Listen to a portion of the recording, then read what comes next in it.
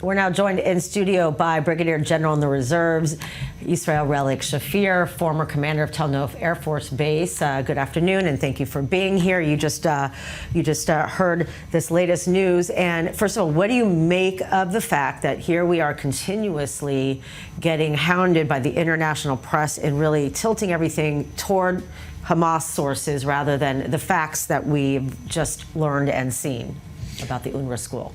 This is the name of the game. Who gets to the news outlets first?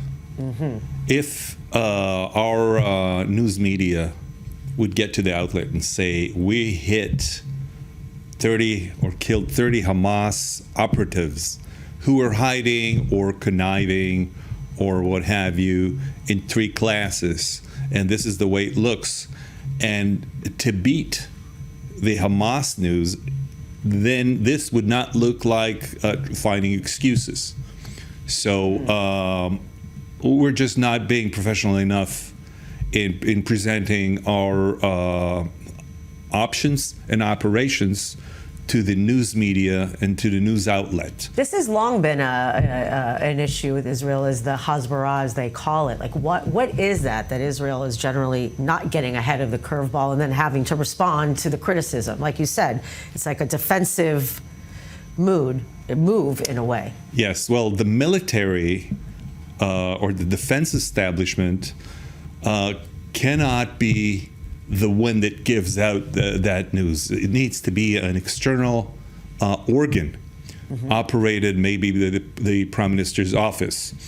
Unfortunately, the Prime Minister's office is not adept at doing this, and the people who manage the connections with the news media are not the ones accepted by outside correspondence, and so as I'm not saying objective, right, but as trustworthy.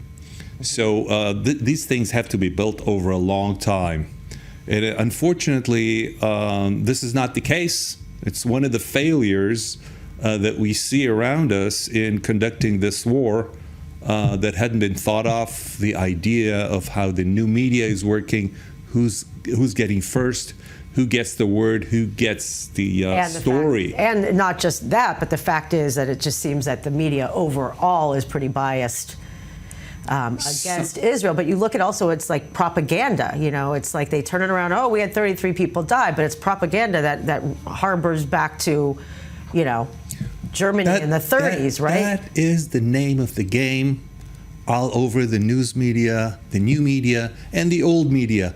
Who gets their story there first, and whose narrative is accepted by the correspondents and those who are responsible for this. So if we were the first to say we killed 30 operatives in UNRWA, we chose again and catch the news attention of what actually happened, and this is a repeated, you could say, failure or inadequacy that we're facing day by day.